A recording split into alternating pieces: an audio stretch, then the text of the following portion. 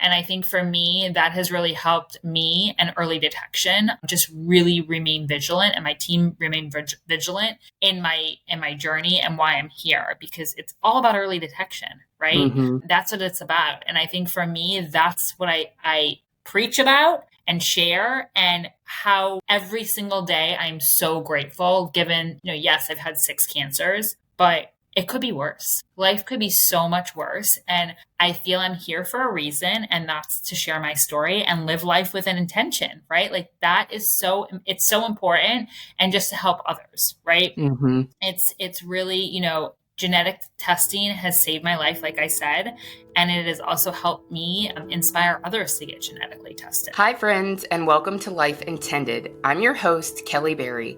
Life Intended is a podcast that explores what it means to be true to yourself and live an authentic and purposeful life.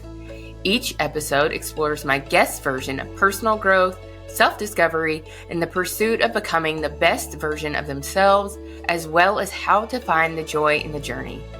I have an incredibly special guest here today, and I'm so excited to talk with her and share her story with you all.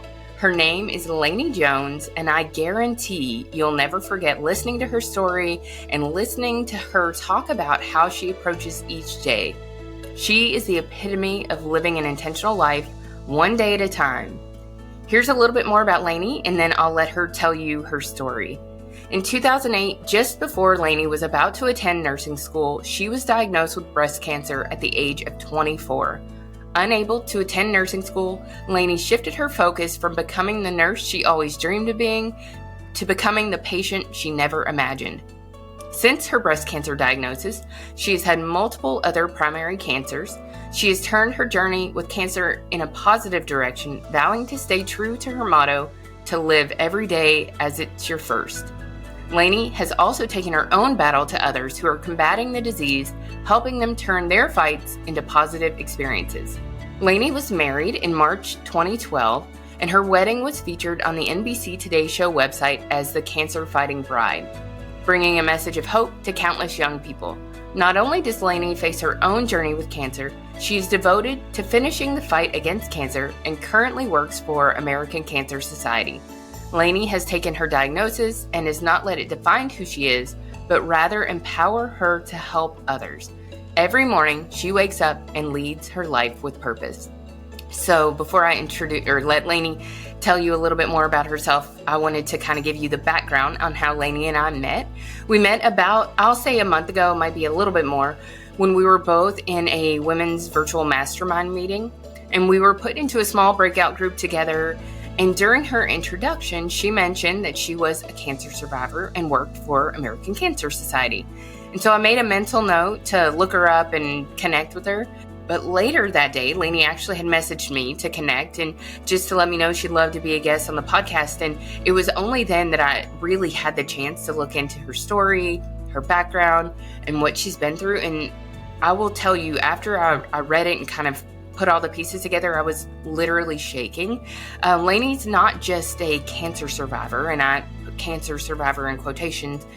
She is a 6-time primary cancer survivor, which means she has had 6 different primary cancers. She is currently undergoing treatment for glioblastoma. And if you've followed my story or kind of my why for starting the podcast, you know that glioblastoma is the cancer that my best friend Lori passed away from last year. And so it all felt like the most meant to be chance encounter. And I've just loved learning more about Lainie and her story, and really just can't wait to let you all learn more about her too. So welcome to the podcast, Lainie. It is so great to have you here. Thank you so much, Kelly, for the wonderful introduction. And I'm telling you, like the day we met, I just felt like it was kismet and we were in each other's lives. So I'm so happy you shared that, because honestly, first of all, thank you for sharing, your personal connection to cancer. And I always like to tell people, I come with a disclaimer, because I never want to go right into my story, because it's a lot to digest. But, I love just kind of sharing my intention of everything and my why. So I'm so excited that our paths have crossed. Yeah, me too. It felt surreal, feels surreal, but you're incredible. And yeah, I'm just excited to kind of dive into this conversation. I know that you do so much for the community, for American Cancer Society. You are, I know that you mentioned even like you're always reaching out to people who have cancer and kind of encouraging them. And everybody's always like, how are you doing this when you're walking your own fight every single day? And so, I just think it's so inspiring, and everybody can really just, take one thing away, I think, that will help them in their lives, whether their experiences with cancer or other illness or just, everyday trials and struggles. I think that you have just a lot of good to share. So I'm excited. Yeah. So, and I think for me, it's always crazy because my first cancer diagnosis was at 18 months old, right? So I was a baby. I didn't remember what happened. I'm so grateful for my parents every single day because they were also diligent, as I'm very diligent with my health as well. And of course, it's obviously not easy for parents to, watch their child go through cancer. And fortunately for me, at a young age of 18 months old, my tumor was just resected. I had adrenal cortical carcinoma, and I say just because I don't remember any of it. Mm-hmm. So I'm sure it was a very, a lot for my parents to, really cope with. But, I always had the memory of a large scar on my stomach because this was in 1985. So, growing up, I obviously always knew I was a cancer survivor. And I think times are so different nowadays with social media and just talking about it. And, I never really wanted to talk about my cancer, right, when I was a child. And I think just because it wasn't as prevalent in conversations and people really didn't talk about a cancer diagnosis or anything. So I used to ask my mom, like, what do I tell people? Like, I never wanted to wear a bikini. I never wanted to go to a swimming party because like I was embarrassed. Like I hate even saying that because now like I look at my scars and I'm like, hell yeah, like I have a lot of scars and I'm proud of them. But my mom used to tell me, she's like, just tell people you swallowed a penny or you got bit by a shark. We'd always make up like fun stories because she never wanted me to feel uncomfortable. Mm-hmm. But, it really wasn't until I was about 15. And I was at an American Cancer Society event and, I got a survivor shirt and I walked the track with other survivors and like people were just like shocked that I had cancer as a baby.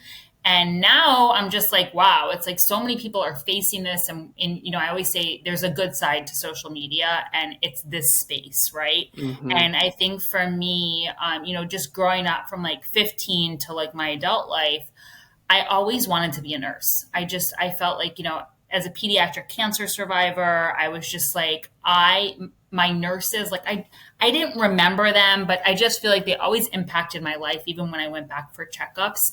So I was like, that's my way of giving back, right? Like I felt like that was so important. And I feel my whole life, like I've just felt that I want to be proud and help others, going through a cancer diagnosis. So like that, and that started like after 15 years old. So, as you shared, I was going into nursing school and I volunteered in the pediatric oncology unit right here in Fort Lauderdale. And just seeing the resilience of children facing any kind of diagnosis, right? Not just cancer. They were always smiling. They always just were so strong. And I was like, wow, like that to me just gave me so much hope. And little did I know, going into nursing school and a couple weeks later, I myself was going to be diagnosed with cancer. And like, I just always thought of those kids' faces and still do to this day that like, if they can have so much resilience, so can we, right? And it's not because they don't know what's going on. It's just because it's life, right? So it's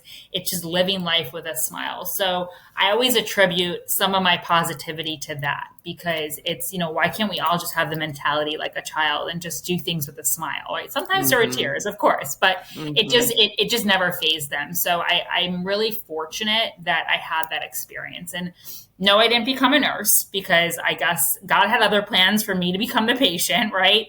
And I look back and I shout out to every single medical professional because that is a job that is tough. And I'm like, every time I'm in a situation, I'm like, God bless you guys because I could never do this.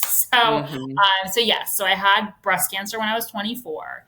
And besides the children kind of shaping my journey, my quote is I live every day like it's my first, right? And that's because I'm so fortunate that the life I get to live every single day, because I caught my cancer early-ish. I say early-ish, right? Because I was 24 and I always thought I could never get cancer again because I already had it once. What a shitty way to think, right? But like seriously, like I always thought. Little did you know, right? Little did I know. This was always my theory. I already had cancer once, and I never wanted fake boobs. Like I like the two things I said, and I'm like, here I am. I have fake boobs, and I got cancer again, and multiple times later. So sometimes you don't always wish for what you want, but so I was going into nursing school, and that kind of turned me in a little bit of a hypochondriac. I mean, not to say I wasn't one as a child, but really just more diligent. And I always say everyone should be diligent, right? Not just going into nursing school, but doing your self breast exams monthly and just setting those reminders, just because it can really happen to anyone, right? So July of 2008, I felt a lump. And my doctor gave me a prescription for an ultrasound because I was 24 years old and had a family history of breast cancer. And I neglected to do it. And I said, I'm 24 years old. There is no way I can get breast cancer. This is like an old person disease. And I ignored it. And then 6 months later, I was turning 25 and was going to have to be off of my parents' health insurance. And my mom's like, go get all your tests done. And I was like, in the back of my mind, I'm like, that lump feels like it got bigger. So I told my OBGYN, and he's like, I think it feels bigger. And he's like, you never did the ultrasound. And I'm like, no. And sure enough, 2 days later, I went for a mammogram. Well, the next day I went for a mammogram, and I was diagnosed with stage 2 breast cancer. And I'm like, it could have been stage 1 if I would have done it in July or the year before, if I was doing my self breast exam routinely, which I wasn't. And I'm just grateful I caught it, and I had a double mastectomy, went through chemotherapy. And it was tough. And like I said, I never became the nurse, and I just became the patient. And it wasn't until about 2009 where I was kind of just really like comfortable with everything I went through, right? I mean, I was very open about my story. My therapy was Facebook. I shared my journey on Facebook, which is like crazy to think that this was 2009. And just really my goal was to help inspire others to get screened, right? And do their self-breast exams, because I said, if it happened to me at 24, it can happen to somebody else.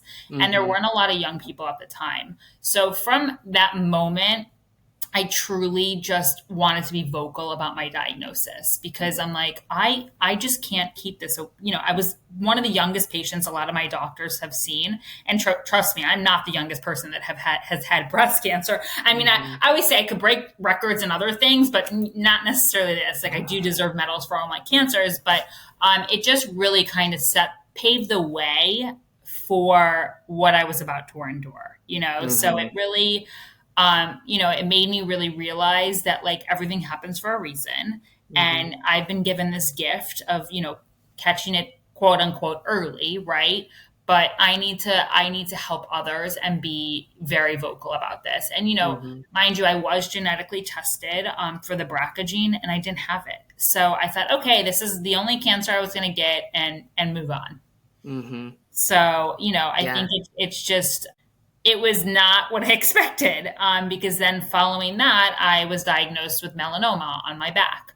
And that was thanks to my mom's friend who saw a mole and was like, she needs to get that checked out. And thankfully I did, and it was localized. So they were able to just resect it. But I've had 5 more melanomas since then. And of course, my journey doesn't stop there. But, I think for me, it all kind of paved the way for my future. And just the outpouring of love, not only that I received, but the lives I helped impact by being vocal. And that to me is priceless. So priceless. Yeah. So from the time, I guess, that you were diagnosed with breast cancer, what was the time from then until you found out that you had, it's Li-Fraumeni, right? Yes. So tell us about that kind of genetic testing process and what had happened in between the breast cancer diagnosis until that point. Yes, that was actually so crazy. So again, like I said, I was young. I had the BRCA testing. That was like the time where it was very, prevalent for people to get tested for BRCA. And I thought, okay, I don't have a genetic disorder. So it wasn't actually until my fourth cancer, because remember, I had a cancer as a baby, that I had asked my doctor about getting tested for leaframini, because my mom and I heard about it on Dr. Radio on Sirius XM, that adrenal cancer was a signal to this genetic predisposition called leaframini syndrome. And leaframini syndrome is a rare, I like to say rare, but more and more people I'm learning have it. And again, I think that's because more and more people are getting genetically tested, but it's a rare genetic predisposition that your body's lacking the P53 tumor suppressor gene. And by no means am I a doctor or a geneticist here, so I'm not going to go too down the weeds down that hole, but basically, I'm lacking a gene that helps suppress tumors from developing. So when they develop, they have a higher chance of being cancer. And for me, I am a spontaneous mutation. So a lot of this comes from your parents. So people usually know that they have this and that, their children get tested. For me, my parents don't have it. They are both cancer survivors, but they don't have this gene. Neither do my siblings. So I'm what's called a spontaneous mutation. And when I was diagnosed with my fourth cancer, as I shared, I was tested here locally, but because of the rarity of it, the right test wasn't done. So I was told I was negative, and everybody's like, well, you could have sued your doctor. I don't work like that. Right. As they say, karma is your boyfriend. Right. So, fast forward to, I want to say March of 2010, or my dates could be off. And I had thyroid cancer that spread to my chest, and I was sent to a facility called MD Anderson in Houston. And they asked me if I was tested for leaframini syndrome, given this being my fourth cancer, because melanoma obviously is a cancer. So I had breast, thyroid, melanoma. And I said, yeah, I'm negative. And they looked at me with like 17 eyes. We're like, okay, we don't think you are, but we're going to test you anyways, retest you, because there was only one place actually that tested for it at the time. And sure enough, it came back positive. And so what that meant for me is that, I could develop more cancers in my lifetime. And, I like to always put this plug. A lot of people are really scared to be genetically tested, and genetic testing saved my life. Because if I didn't know I had this genetic disorder, my protocols would have been a lot different through scans, through treatment, etc. So now that they know I have leaframini syndrome, I am treated a completely different way, where my x-rays are very reduced. CAT scans, PET scans, where I was getting PET scans all the time. I get MRIs. Because radiation makes you more susceptible to developing a cancer, in my case. So I need to reduce my radiation amount.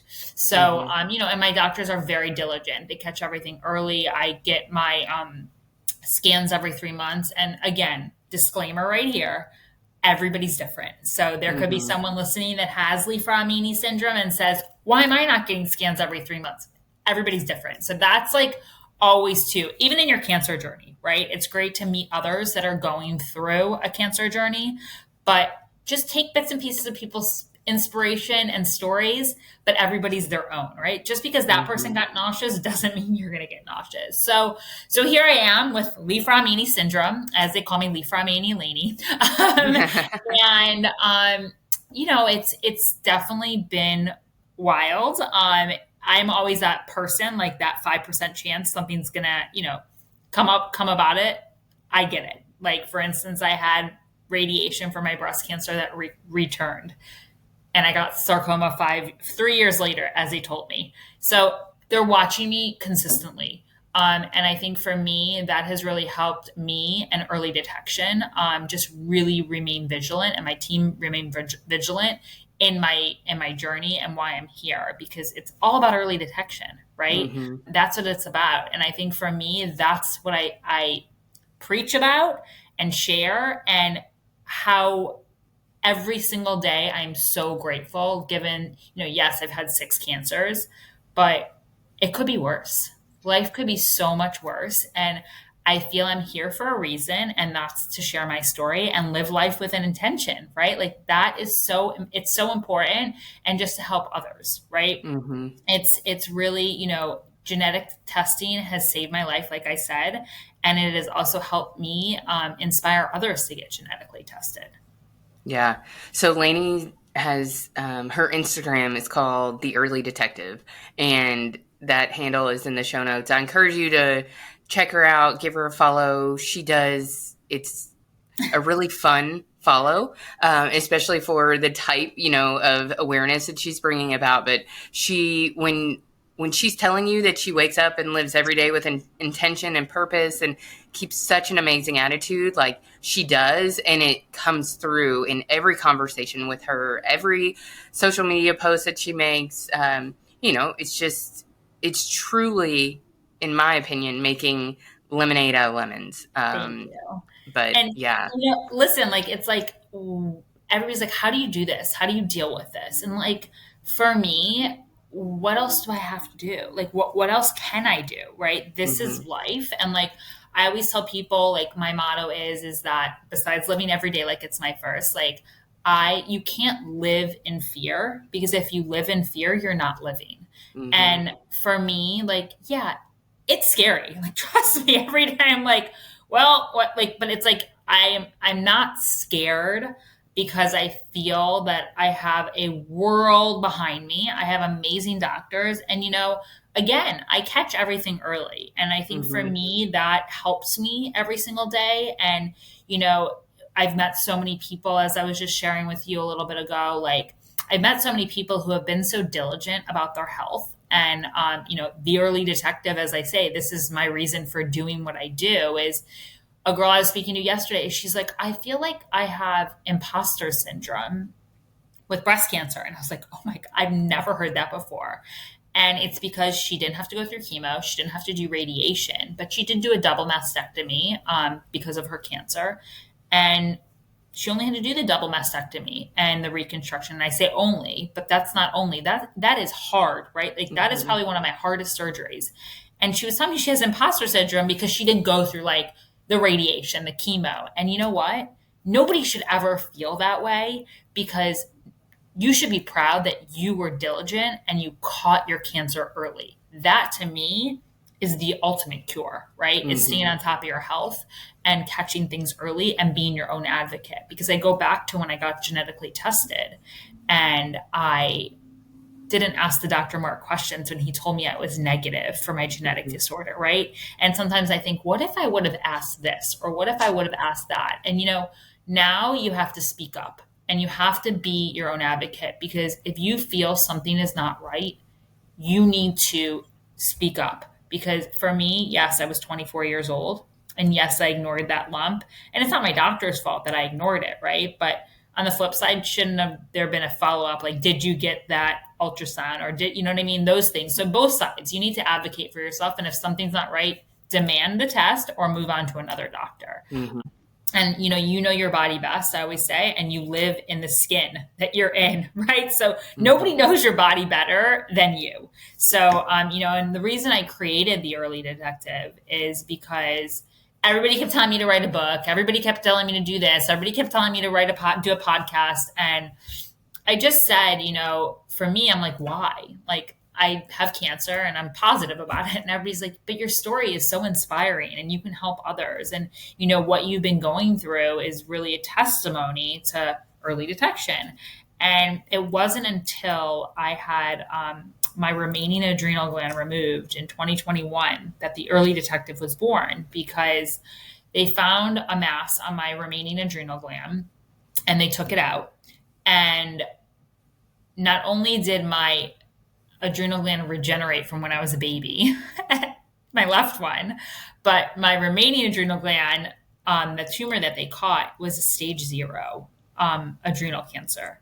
And that is like unheard of. Like adrenal cancer is normally detected later. And I just felt so lucky that, again, it was caught early. It was stage Mm-hmm. 0. And there we are, the early detective. Everything was caught. I'm staying on top of my health. And Mm-hmm. that for me was so important. And just again, to remind people to be their own advocate, because anything can happen. And stage 0 is what we want, right? Yeah. Yeah. So advocacy is something that I really want to dig into for this conversation, because and you and I have talked a little bit about this already, but with my experiences so far, I've had several relatives and friends with cancers, but specifically to my best friend, Lori, who had glioblastoma.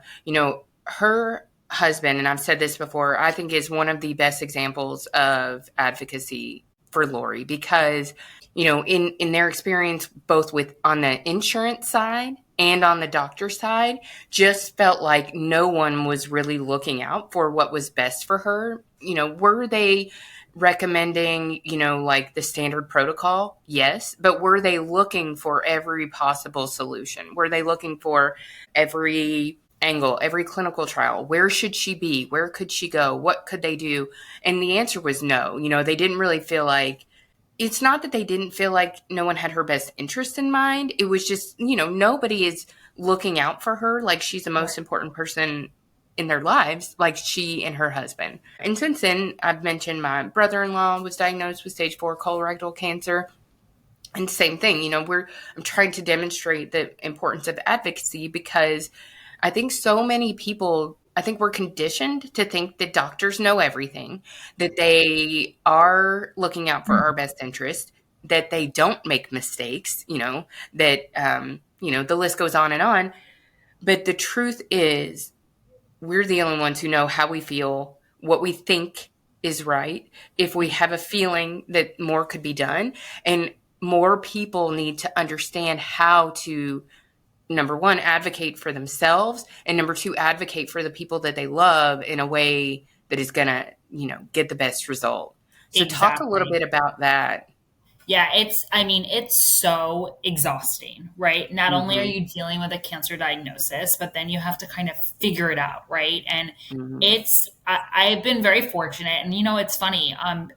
When I was diagnosed with glioblastoma this past November, 2023, I actually utilized services, which I never utilized previously at my cancer center. And not only do I work for the American Cancer Society, which I'm going to definitely put a plug for because there's amazing resources that can help you navigate. And they have a 24/7, 365 phone number, 1-800-227-2345. And there's so many resources there as well, which I actually utilized when I was first diagnosed and attribute a lot of my positivity to another breast cancer survivor who shared her positive journey with me and really helped me shape that positivity in my journey. Like I was 24, she was 60 and was so energetic. And I said, if she can do this, I can do this. But back to advocacy. I mean, really, I always like to say, a lot of people don't know that you even have a social worker, right? In a hospital.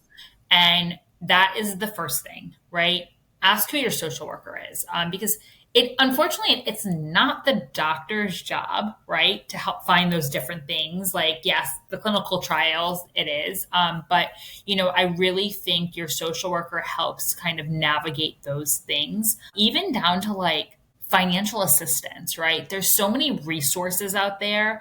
And I mean, you could search them till you're blue in the face. So a social worker really helps you kind of navigate those things and outlines them, which I think is a really great thing to have. And like, listen, I never had a social worker. And I finally asked when I was diagnosed with glioblastoma, I'm like, okay, I think I need a social worker at this time. Even like every cancer center has a social worker. Another thing too, like that I just started doing is working with a therapist. And like, she's my social worker at my cancer center, but she also does therapy sessions. And, there's a lot of great resources out there.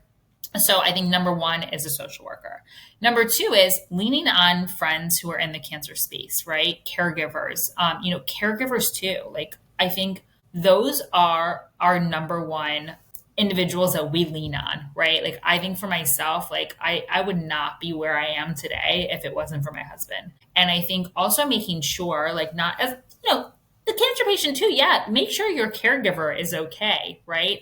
And ask your social worker, is there resources for my caregiver, right? Because that's something too, to make sure that they're also, well established in the cancer space and understand what's going on. And just, you guys able to have conversations.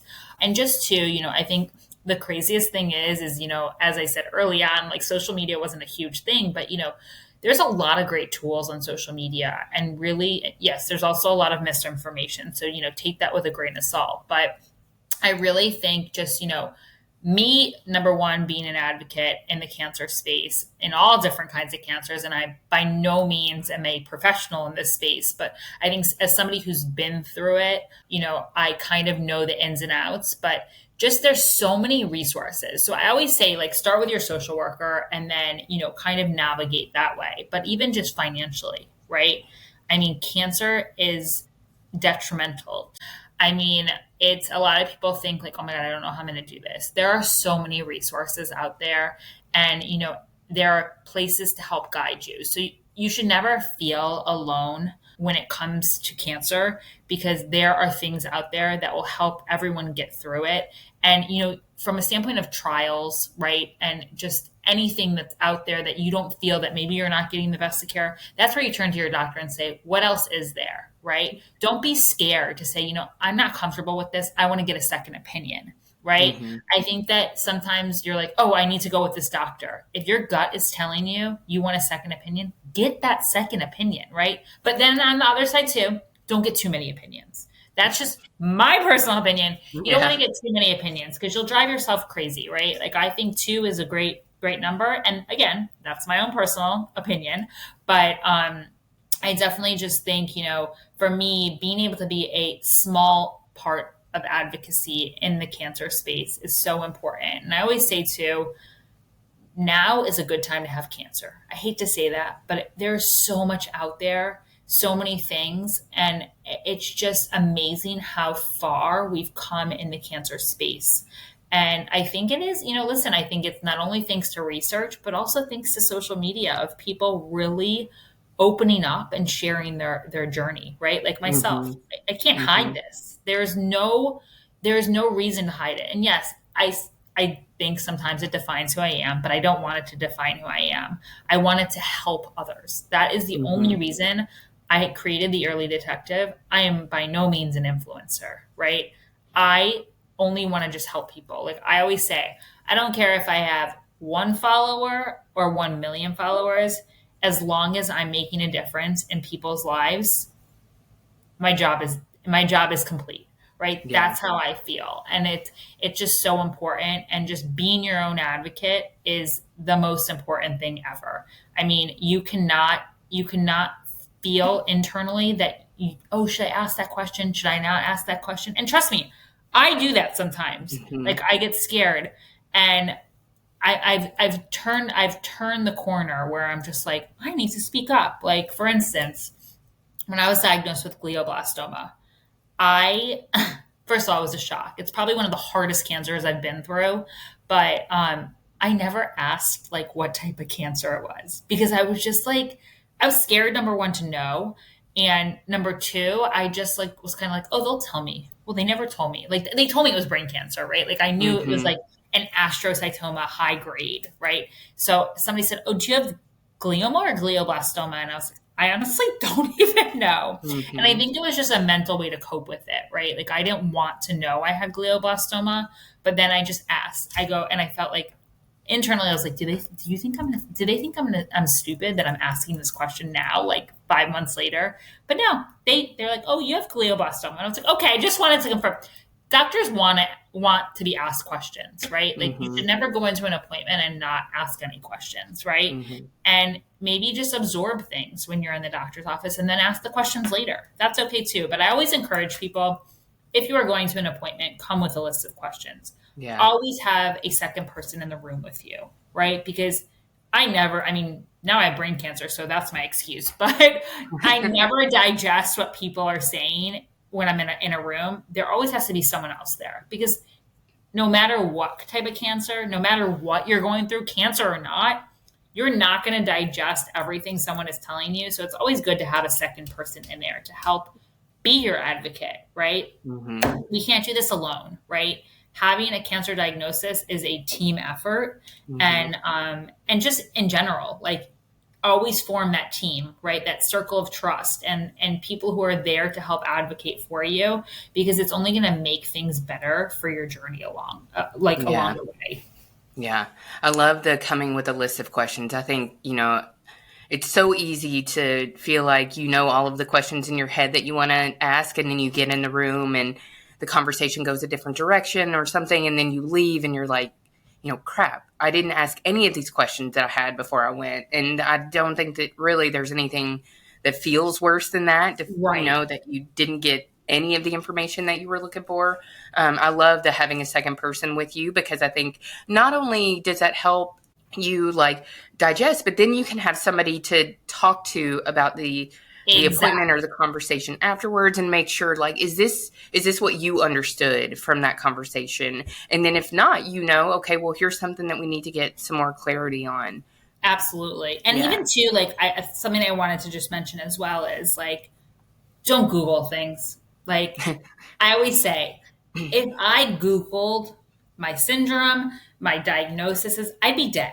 Like that's just like Google would like be like, okay, are you even alive? So like don't Google things. Let the doctor, like for instance, yesterday my pathology had come back at like late at night and I saw it, and my husband and I saw it, and we told ourselves, you know what?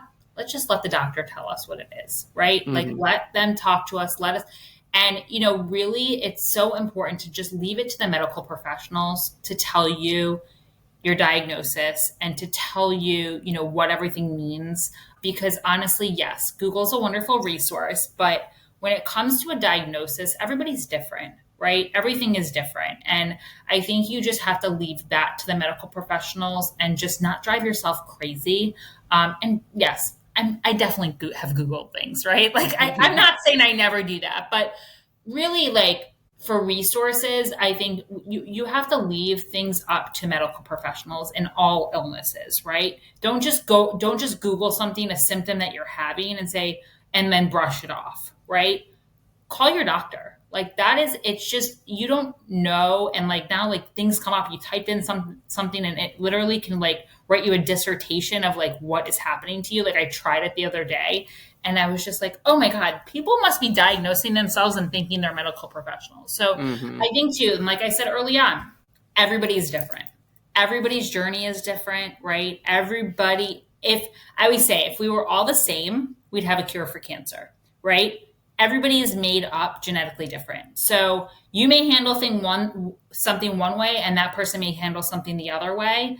I think just listen and then offer suggestions, and that's it. Like that's what I do. Mm-hmm. People always like, well, how did you go through this? And how did you feel about this? And like, even with my glioblastoma, I was talking to a friend and I said, did you get this symptom? And she's like, no.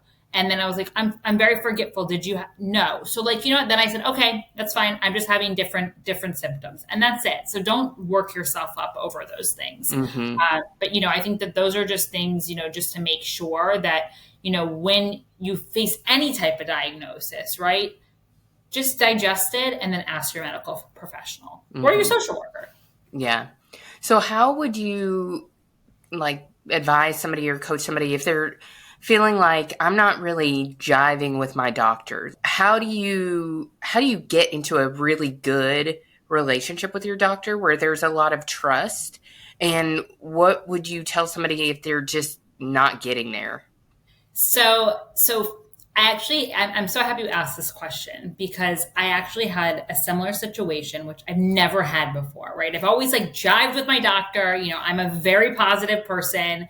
And my first meeting with my neuro-oncologist, I left there in tears. And that's never happened to me before because she said to me the words, do you want to know your prognosis? And was very just kind of by the book, right? Very textbook. And again, there was nothing she was doing wrong. It was just very like cut and dry. Like I'm reading the textbook and this is what I'm going to tell you. And I was like, I didn't even know what to say. And then my light switched on and I was like, okay, we need to stop right there. Right. And again, you need to be your own advocate and be comfortable with your doctor. That is the most important thing. So I said to her, I said, so you see in here, it says 100% resected, which are my tumors. And they got it all out. I said, I have had that was 6 cancers. I've had 6 cancers now and multiple reoccurrences. And I said, I am an extremely positive person. I said, the words prognosis are not in my vocabulary. I said, from here on out, we need to remain positive and hopeful and take every day as if it's a new day.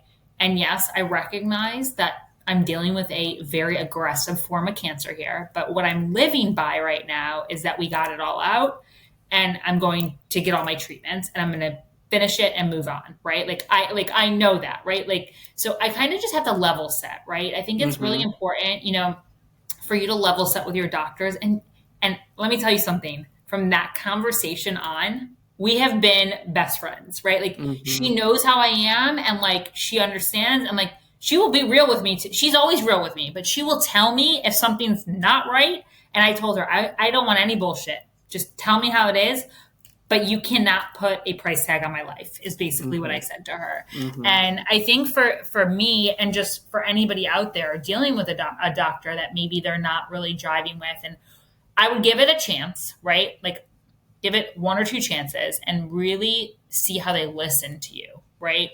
And if it just doesn't work, then you move on, because I honestly think there is nothing more important than loving your care team. Um, I just think if you, even the first visit, if you're like, I don't like this person and you have a bad feeling, same thing with your body, right? If you have a bad Mm-hmm. feeling, act on it. And I think, I've been very fortunate. Yes, I have an extensive medical team, but I think for myself, in my current situation, I have an amazing medical team who everyone understands me, right? And I think your doctor needs to understand who you are and how this is going to go, right? This is your health. This is your life. And I think if you are not feeling comfortable with that person, or you're just getting a bad vibe, you don't like their bedside manner, you need to see somebody else, Mm-hmm. because those are the people that are going to save your life.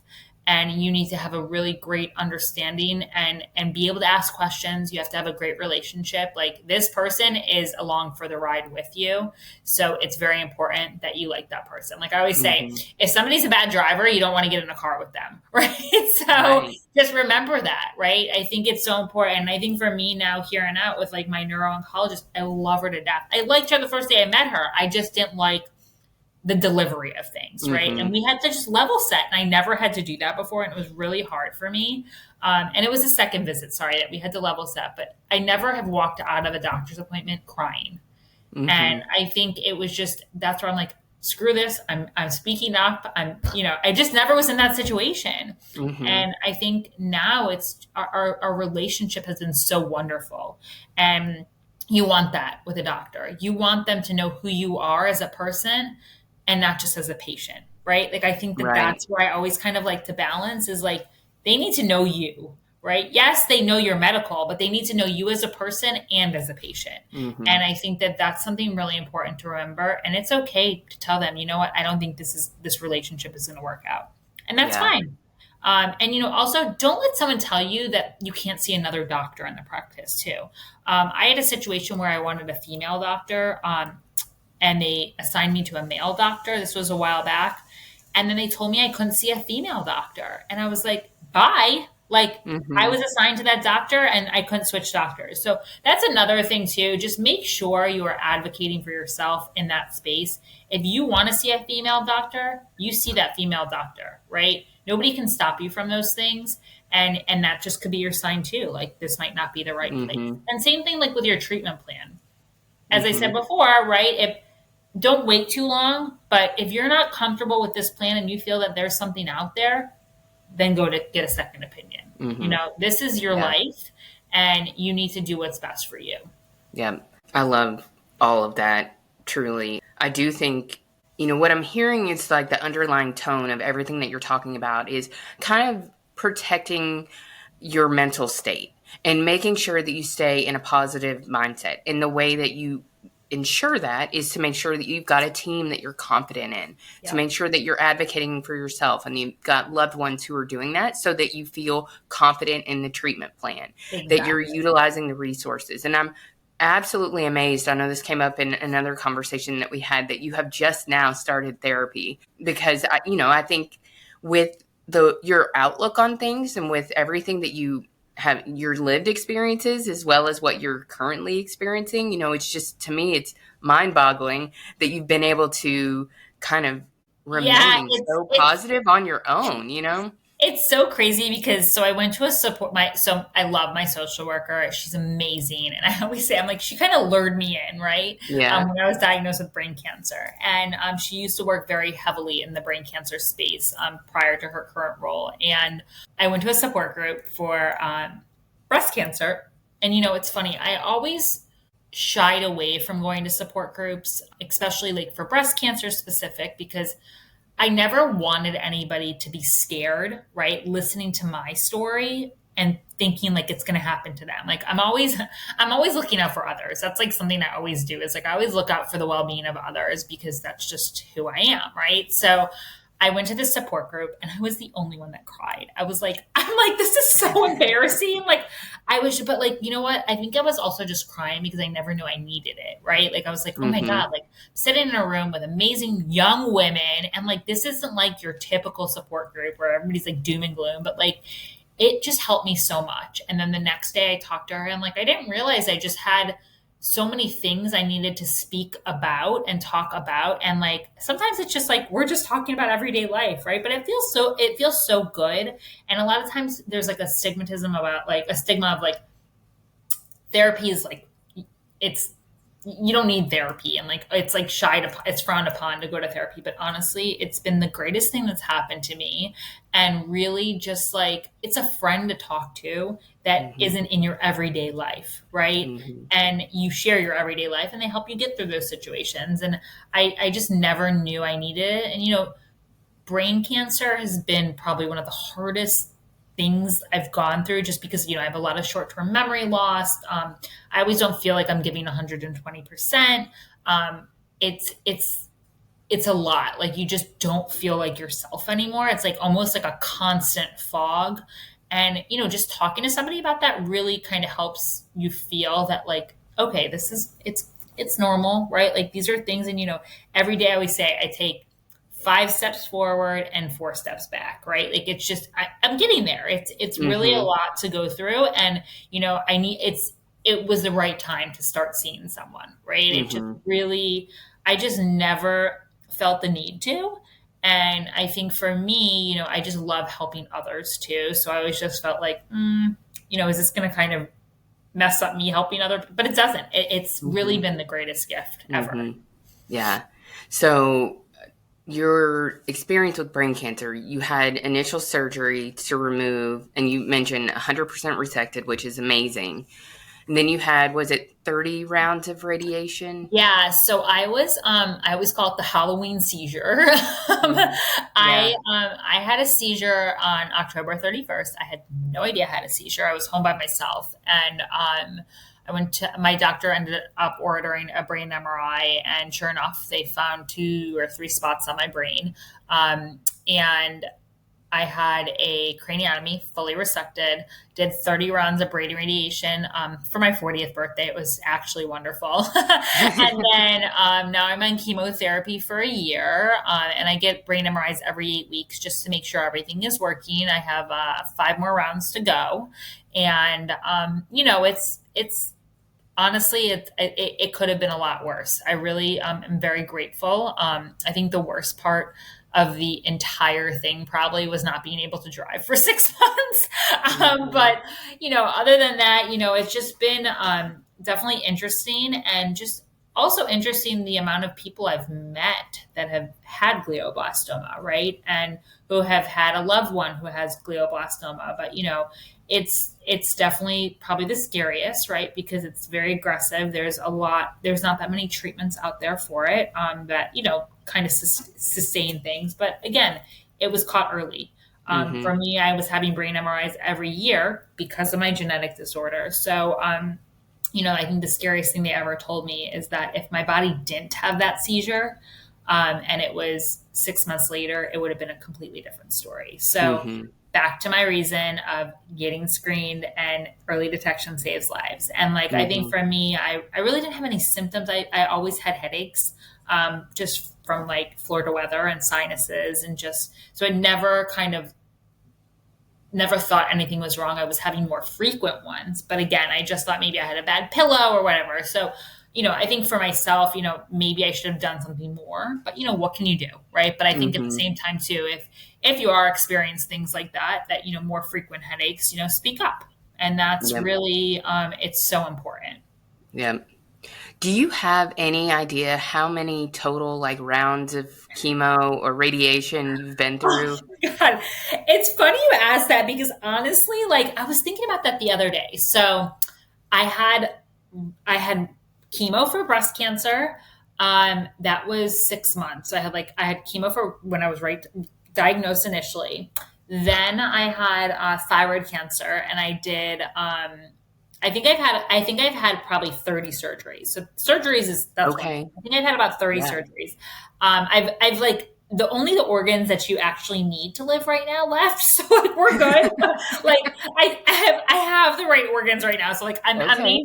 I'm maintaining that. But I did chemo, then I did radioactive iodine for thyroid cancer, which came back twice. My breast cancer's come back 3 times. I did radiation for the breast cancer, and yes, I know they said that my body can't really have a lot of radiation, but this actually, the negative outweighed the positive of the radiation. So then I got sarcoma from that breast cancer radiation. I did chemo for breast cancer 3 times. I've lost my hair 3 times. I did chemo for sarcoma. I've done so. Like if you want to know the cocktails of chemo, just call me because like I've Mm-hmm. probably done them all. Mm-hmm. And then I'm doing chemo now for brain cancer. I did 30 rounds radiation for brain cancer. Um, Melanoma, thankfully, everything's just been resected, and that's come back like 5 times, but they're just like moles. Mm-hmm. So I think that's about. I probably said I think I've done chemo 5 times maybe, Mm-hmm. and radiation twice. But yeah, I've had it all. It's like Mm-hmm. just give me whatever you need to get me better. Yeah. Yeah. How would you say you tolerate chemo? Does you tolerate it pretty well, or does Yeah, it I depend? would say so. Like the current chemo I'm on now, I always say it's kind of like I hate to say a walk in the park because it's definitely not physically. It's definitely the chemo now is harder. I would say on this tail end, and it's a little more frustrating because I never had issues with my blood counts. Like my blood has always, like I always say, people will test me for things and you would never know I was going through chemo. Where currently, my counts are very low and my platelets are low. I've had delays in chemo. And I think for me, that's probably the hardest thing I deal with right now is that I get very frustrated when my numbers aren't good. Mm-hmm. And I haven't stopped working. I worked through radiation. I took 2 weeks off for my craniotomy and then I was back to work for my craniotomy like 2 weeks later. So, maybe 3 weeks, but I think for me, like, I just try to keep working, and something I've been like focusing on too is like working is not my sense of it's not normal. It's not a normal thing, right? You need to take care of yourself first. So I've been Mm-hmm. really trying to do that. I just took a leave of absence, which has been really good for me because that also affects your blood counts, right? So Mm-hmm. that's been the hardest thing. And I also couldn't get to the max dose that I wanted to get to because it just was really taxing on my body because of all the chemos I've had. So those are the little things that kind of keep me up at night, as I like to say, is, I don't think too much of what if, but I just want to kind of figure out how can I tackle these things and get Mm-hmm. ahead of them. And thank God my husband, my caregiver, is like so on top of vitamins and exercise and really just kind of, keeps me on the course. So Mm-hmm. it's just super important to kind of, I always say Eastern and Western medicine combined is probably the best thing. Yeah. Yeah. Awesome. Well, we're just about time. I feel like I could listen to you talk about all of those things for a long time. I just think you truly are inspirational, even far beyond probably the impact that you made and are making every day. So Thank thank you. you so much. No, thank you. And I honestly think like first of all, like I love your podcast and just living life with intention. And I don't even think I mentioned what I do, but like I work, as I shared, I work for American Cancer Society, and I started working there because of my cancer diagnosis and being on a drug that they funded the research for that's saving my life. And I think for me, yes, I didn't become the nurse I wanted to become, but I'm saving lives in a different way. And I think without a medical degree, and I think it's just so important to live your life with intention, even if it's not how it was planned out to be, right? We don't write the pages of our book. It's every day is a new day. And like I say, you live every day like it's your first. And the biggest gift that we all have is that we get to choose.